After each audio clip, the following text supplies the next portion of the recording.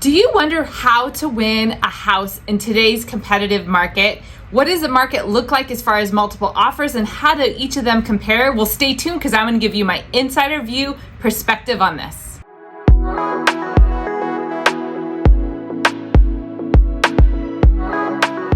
Hi, I'm Theresa Wellman. Thank you so much for joining me. So today I'm going to address a question that came up on the community polls of my YouTube channel. I had asked, are you worried about how to win a house in today's market? What further information can I provide to help you win this? This was a question posted 3 months ago, and I've been meaning to answer it, and today I'm going to do just that because the most popular 67% of people said they wanted my insider listing agent view of how offers differ. So today we're going to dig into that.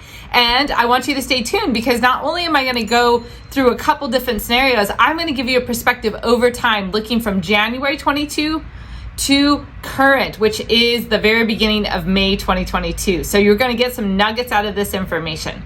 So let's jump on over to a spreadsheet that I have prepared. Okay, hopefully you can see this here. This is from offers that came in on a property in January 2022. We had a total of 18 offers. You see if I scroll all the way over. That's a lot of offers, right? So it was quite competitive. And so what I've done in all these different spreadsheets, I'm going to give you a perspective of 6 different properties and scenarios. What I've done is I've labeled the winning offer and then highlighted the offers that were close to that or the percentage difference. I want to go through key points about this, like what is their down payment? Are they loan? Are they cash? How much of a loan? What percentage down payment? Those kind of critical details so that you know how buyers are financially prepared. And then also at the bottom, I have some of my notes that might give you a little insider of what I see and how things differ on each scenario, okay? So again, back to January, 18 offers. If you look, the winner was here. The winner had 30% down payment, fully non-contingent. Out of the 18 offers, 17 of them were non-contingent, waiving all finance, appraisal, and inspection contingencies. Only one had 17-day default contingencies. Most of them were closing between 20 and 30 days. That variable in this case was not a huge factor for the seller, so we chose a 30-day escrow offer with somebody who had 30% down payment. Now you can see there was actually a 44% down payment and a 42 or 43% almost down payment.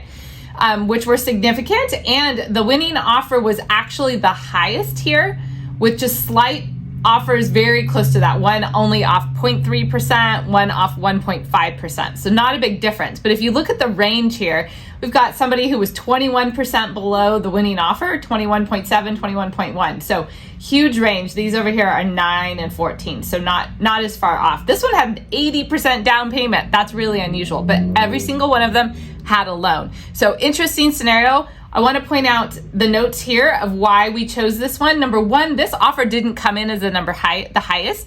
They actually upped their offer by $110,000 to get it in the winning position. And that's because our agent was really proactive with communication and trying to understand where their offer was. But also they had really good communication from the lender as well, and were totally pre-approved and everything in line. So that's why the seller ended up picking this offer. They had contingency plans as well for the appraisal. That was huge in the January market. Now let's look at mid-February. That was Cambrian in January. Now let's look at mid-February in Willow Glen. We had 9 offers come in. The winning offer was not the highest. I'm going to point that out. This one here, number 9, actually was 2% higher than the winning offer. But it was late. It didn't have proof of funds. It was missing a whole bunch of things. The contract was sloppy. Things were forgotten in the contract that the seller requested. So long story short, nothing really came together to make that the winning offer. The seller chose this offer because they had 30% down payment. Now there was another one with 50% and 51%, but really strong, solid offer. So again, Cambrian, January 18. Willow Glen, February, 9 offers. Now let's look at February in Cambrian and see what we got. On this particular property, we got 5 offers. The winner was significantly higher than any other offer. The next closest was 9% less. Whoa. Seller obviously liked that price, But the biggest reason they chose that one, I'm going to say, was that they had a lot of extra cash and proof of funds. So let's jump over to the March in Almaden. So March in Almaden ended up with 4 offers. Do you see a trend happening? We're going to talk about that in a little bit. But the winning offer, 26% down payment, again, no contingencies, 29-day close. They gave 60-day free rent back, really strong offer, and the longer rent back was really important to the seller. They had only asked for 30, but they liked the option for longer. The next offer was only 0.4% below, and then the 2 after that were quite a bit lower, 6 and 8%. Okay, so now mid-April, Almaden. 7 offers. People like this property, a little more offers than the one before. The winning offer also stood out quite a bit. It was the next one close to that was 10% below. So big difference in prices. I will tell you though, that property appraised, so it wasn't a crazy price that the buyer put out there. All of them non-contingent, again, except for 1 out of the 7. And the buyer was fully underwritten, had tons of extra cash, 25% down payment, can close in 14 days, which in this situation was really important to the seller. So again, pretty interesting spread on offers, right? And now let's look at one more scenario in late April in Almaden, where we just had 3 offers come in. The winning offer was very close to the second place offer, which was just 1% below. They both had significant 40% down payments. The winning offer gave a little bit more rent back. That was important. And they had some other details that the seller really liked. So I just want to point out that there is quite a variance. In many cases, we have 1 or 2, maybe 3 offers that are really close together at the top. Some cases we have a wild offer that is way above the seller gladly takes. And I think the issue there that really made that seller choose that one was making sure that there were extra appraisal funds in case the appraisal was an issue. That was really important on that Willow Glen one where they didn't pick the top offer because that top offer just didn't have the contingency plans in place and it wasn't as clean and the communication wasn't as great with the agents. So there's a lot of variables that I see. I hope this is really answering what you hope to get out of this. I'd love to see more questions below and start a dialogue.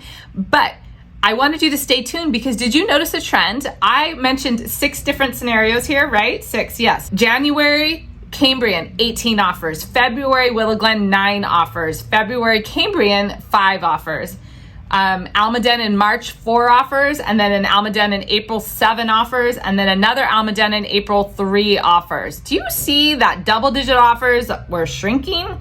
So something to keep in mind that less and less buyers are being able to compete at these prices and able to come in. So I think one of the next things that's going to show up is going to be some of these contingencies are going to start to come back, like appraisal contingency or maybe finance contingency.